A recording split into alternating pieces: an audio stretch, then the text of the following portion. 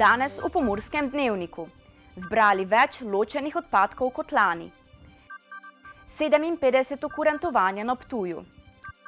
Mura nadaljuje sezono z novimi močmi. Autorajh Fordov trgovec leta. Vreme jutri delno jasno.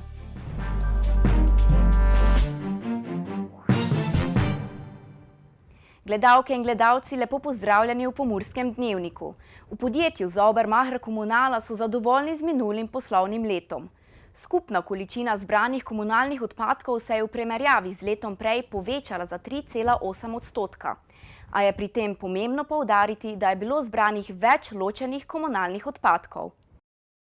V letu 2016 je bilo torej zbranih nekaj več kot 18.400 ton komunalnih odpadkov. Dejstvo, ki nas lahko veseli, je pa to, da je ob neki enaki količini mešanih komunalnih odpadkov neprimerno večja količina ločeno zbranih odpadkov, kar pomeni, da imamo toliko več sekundarnih surovin, da smo ohranili toliko naravnih virov. Ampak je pri ločevanju odpadkov še kaj rezerve? Vsekakor rezerve obstajajo, rezerv se zavedamo in v letošnjem letu in pa tudi prihodnjih letih jih bomo skupaj z našimi naročniki poskušali tudi izkoristiti.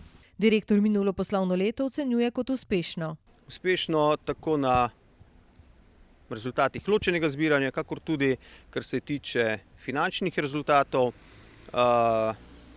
Merimo tudi zadovoljstvo zaposlenih in uporabnikov, zadovoljstvo se povečuje in to nam na nek način daje tudi zavezo za naprej, se pravi, da bomo postali še boljši, še bolj prijazni do uporabnikov in da povečamo zadovoljstvo. Skozi leto izvajajo številne projekte, v katere vključujejo tudi šolarje. Z šolajočo se mladino delamo že več kot 25 let in tudi v bodoče bomo delali z njimi, kajti ugotavljamo, da so izjemno dovzetni in izjemno pridni, tako da tisti, ki smo jih pred 25 leti učili ločevanja, sedaj učijo svoje otroke.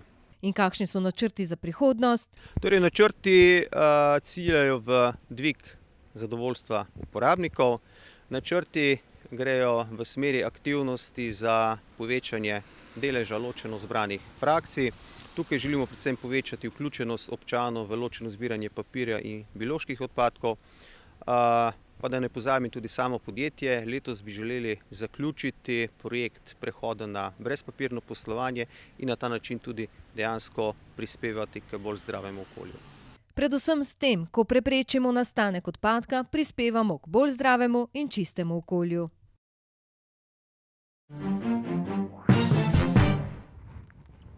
V noči iz četrtka na petek se je s kurentovim skokom pričel vrhunec priprav na 57. kurentovanje enega največjih evropskih pustnih festivalov. Okoli 300 kurentov se je zbralo v Budini na Ptuju in zaplesalo okoli Kresnega ognja. Včeraj kmalu po polnoči je bilo na domačiji Zvonka Križaja, drugega princa karnevala Matevža Zokija, slišati vedno glasnejše bučanje zvoncev.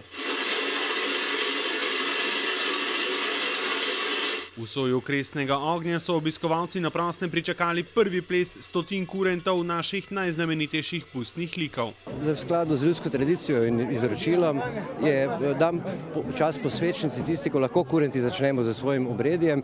Tako je poseben pomen pa ima zato, ker se v bistvu simbolno začne ta 5-letni čas, pustni čas v našem okolju, ki traja vse do pepelnice. Zato je sedaj tu na domačiji princa Zoke to postala tradicionalna prireditev tudi javnega pomena, ki se posebej veselimo in jo vsi z veseljem pričakujemo. In ta pustni čas z veseljem pričakuje tudi nekdanji boksarski šampion Dejan Zavec. Sigurno je to en prenos sporočila pozitivne energije, odganjamo zlo, prinašamo dobro. Če že sklepam po sebi, po svojih dvobojih, ker so me vedno spremljali kurenti, lahko rečem to, da so mi velikokrat prinesli srečo in da verjamem v to. Tradicijo kurentovega skoka je pred 15 leti na svoji domačiji obudil Zvonko Križaj. Danes je veliki krščanski praznik posvečnica in seveda po svečnici lahko vsi kurenti nadanemo zvonce in to je prav ta trenutek, čakamo polnoči in seveda začnemo oznanjati, da je pustni čas pred nami. Znači, kurentov skok je pa od 2002 leta, ko sem bil drugi princ Ptujskega karnevala, je pa bil ta dogodek skoraj malo pozabljen in smo ga nekako nazaj obudili. Seveda tu je največji dogodek, drugače pa so še po drugih vaseh, kot je Dornava, Markovci, Videm, Grajena.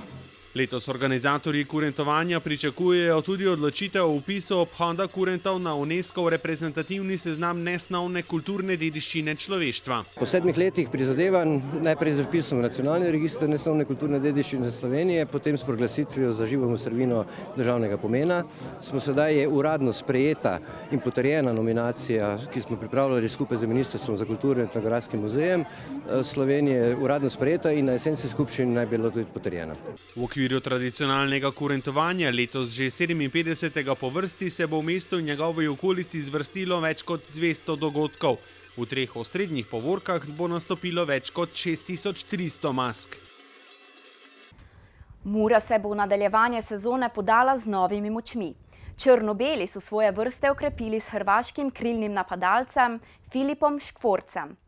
Nogometni šoli Mura pa se je začetkom meseca pridružil še Matjaž Jakopič, izkušeni nogometni strokovnjak iz Ljubljane, s katerim ciljajo predvsem na povratek med najboljše klube v državi.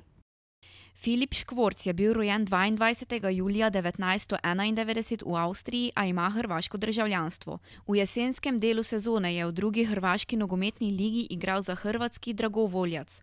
Še predtem pa za Lokomotivo iz Zagreba, sa Svete, Varteks, Gorico in B ekipo Dinama. V prvi hrvaški nogometni ligi je odigral skupno 61 tekem in dosegel 13 zadetkov, v drugi pa v 46 tekmah prišel do 5 zadetkov.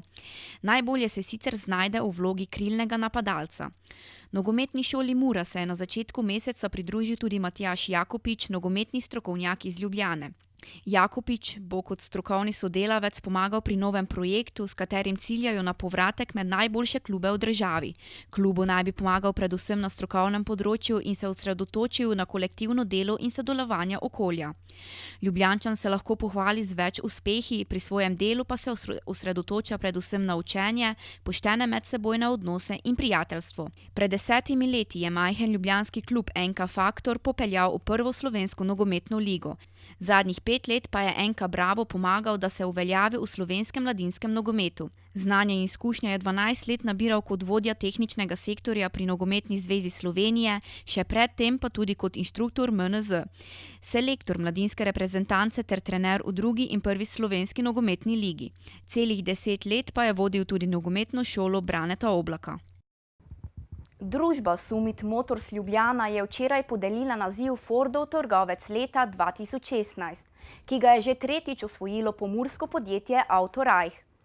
Fordov trgovec leta je častni naziv za trgovca, ki ob doseganju najvišjih standardov kakovosti in zastavljenih poslovnih rezultatov obenem v največji možni meri pooseblja vrednote znamke Ford. Podjetje Autorajh d.o.o. posluje že 23 let. Odlikuje jih uspešno poslovanje in kakovostne storitve, saj ostajajo zvesti osrednjemu pravilu. Trudimo se in stremimo k temu, da bomo jutri še boljši.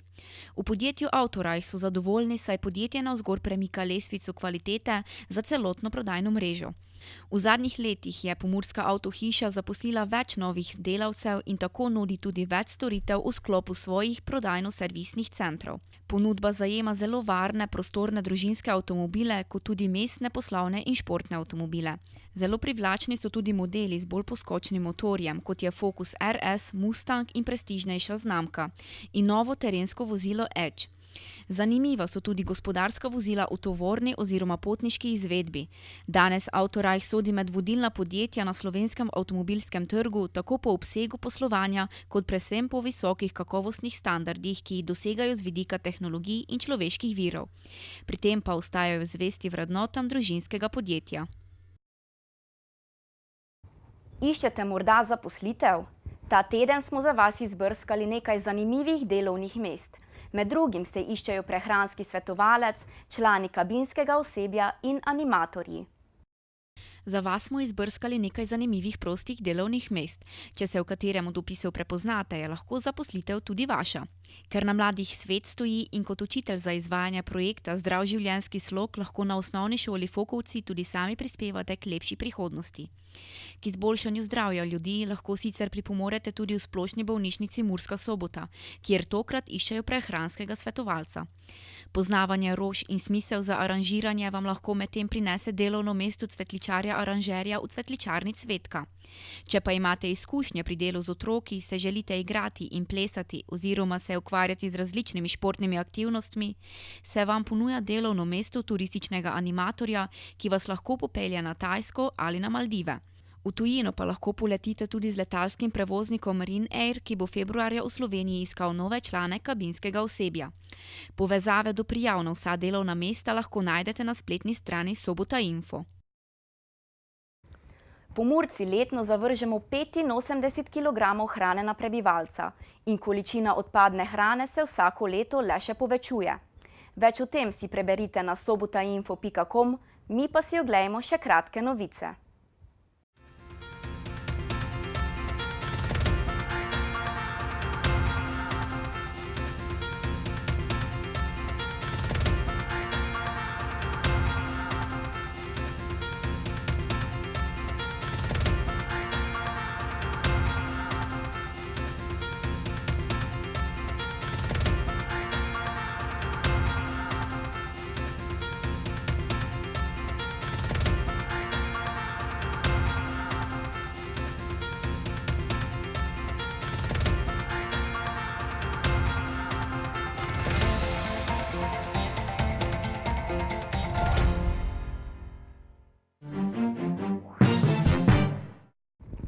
Vremenarji pa nam napovedujejo delno jasno vreme. Več o vremenu pa o vremenski napovedi. Danes smo imeli sončen in razmeroma topel dan s temperaturami okrog 10 stopinj Celzija. Opoldne ste v Krajinskem parku Goričko namerili 11 stopinj Celzija, v Radencih, Lendavi in Murski Soboti pa 12. Jutri zjutraj se bodo padavine prehodno razširile predvsem nad osrednjo in jugovzhodno Slovenijo. Na jugu bodo možni krajevni nalivi. Čez dan bo nato večinoma suho, predvsem v vzhodnih krajih bo tudi delno jasno. Pihal bo jugozahodnik. Pozno popoldne bo od zahoda spet začelo deževati in zvečer bo dež postopno zajel vso Slovenijo. Veter bo prehodno oslabel. Najnižja jutranja temperatura v vzhodni Sloveniji se bodo v Murski Soboti in Mariboru gibale od 2 do 5 stopinj Celzija, dnevne pa se bodo povzpele do 10 stopinj Celzija. Do nedelje zjutraj bo dež po večini ponehal. Prehodno se bo delno zjasnilo, ponekod po nižinah bo nastala megla. Čez dan se bo od zahoda postopno pooblačilo in popoldne bodo padavine od zahoda ponovno zajele vso Slovenijo. Spet bo zapihal jugozahodnik. Padavine bodo v ponedeljek čez dan postopno ponehale. Meja sneženja se bo spustila do nadmorske višine okoli 400 metrov. Zapihal bo severni do severovzhodni veter, hladneje bo. Temperature v naših krajih se bodo dopoldan gibale okrog 0 stopinj, dnevne pa se bodo povzpele do 10 stopinj Celzija. Toliko smo vam pripravili v današnjem Pomurskem dnevniku. Za več informacij obiščite našo spletno stran www.tvideja.si. V naši družbi pa bodite tudi v ponedeljek. Lep preostanek dneva in nasvidenje do ponedeljka.